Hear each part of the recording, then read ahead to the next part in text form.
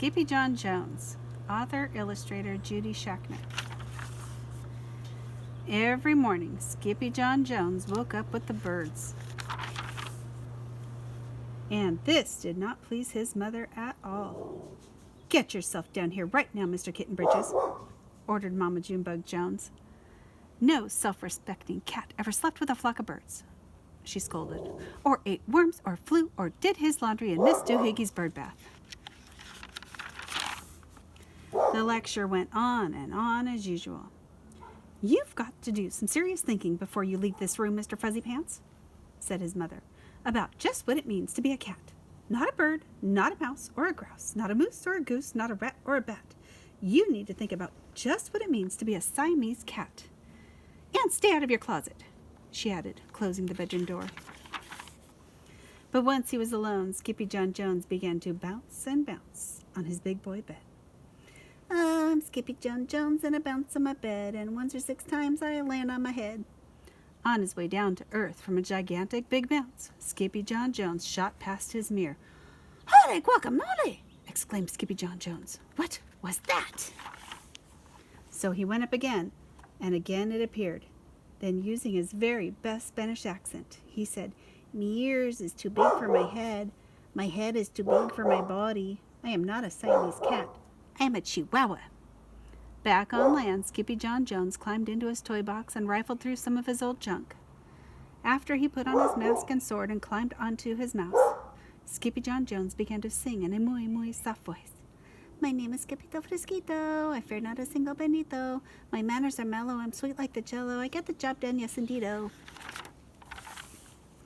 Back in the kitchen, Jujubee, Jezebel, and Jillyboo Jones were helping Mama Junebug Jones make lunch. "Can Skippyjon come out of his room now?" asked Jujubee. "No," answered Mama Junebug Jones. "Mr. Fluffernutter is still thinking." In fact, Skippyjon wasn't thinking about being a Siamese cat at all.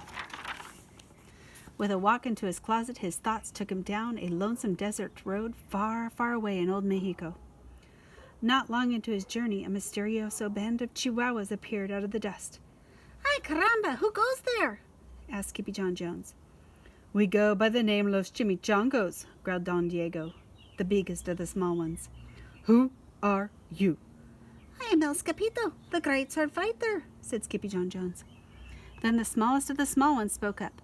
"Why the mosquito, dude?" asked Poquito Tito. "I go incognito," said Scapito. "Do you like rice and beans?" asked Pintolito. "Oh, see, I love mice and beans," said Scapito. "Oh, he might be the dog of our dreams," whispered Rosalita. "Perhaps," said Tia Mia, "if he knows the secret password."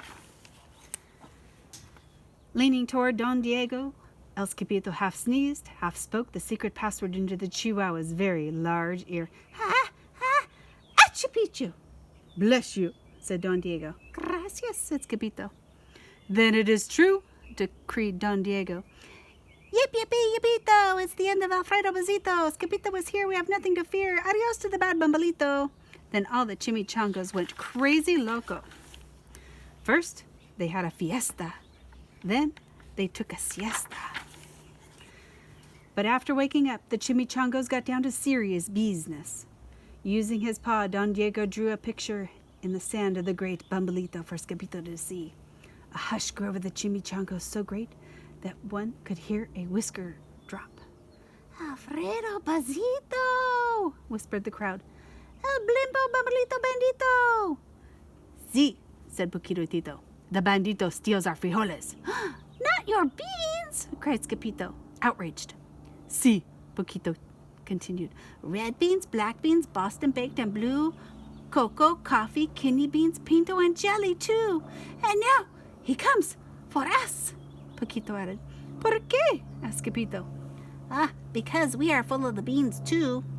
Then Don Diego stood tall and in his most somber voice declared, "Yo quiero frijoles." "Huh?" asked Scapito. "The dude just wants his beans back," said Poquito Tito. "And you are the dog for the job." "Me?" asked Scapito. Then all the chimichangos turned towards Scapito, the great sword fighter. But poor Scapito had no time for a plan.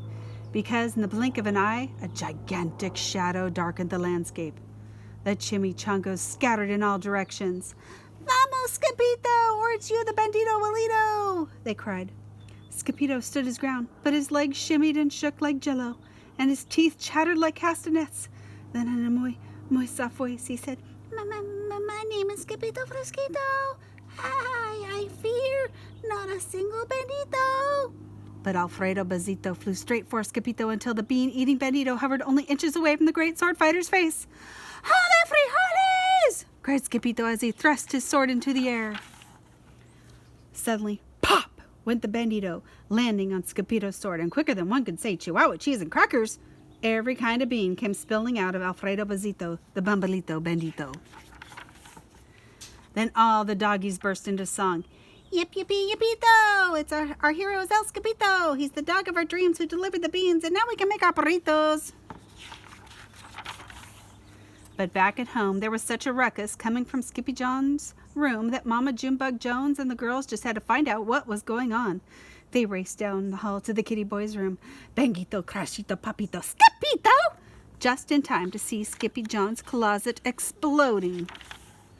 Then out flew Candy, Beanbag, Doggies, and the kitty boy with his birthday piñata on his head. "Skippyjon Jones!" everyone cried. "Hola, muchachas!" he said in a muy soft voice. Mama Junebug Jones lift up Skippyjon and covered his head with furry purry kisses. "What am I going to do with you, Mr. Cocoa Pugs?" she scolded. That night, when he was supposed to be going to sleep, Skippyjon began to bounce and bounce on his big boy bed. "Oh, I'm Skippyjon Jones with a mind of my own, and I'll bounce on my bed for hours. I know I'm a cat, but forget about that. Say good night, Skippyjon Jones," called his mama. "Buenos noches, mis amigos," said Skippyjon Jones.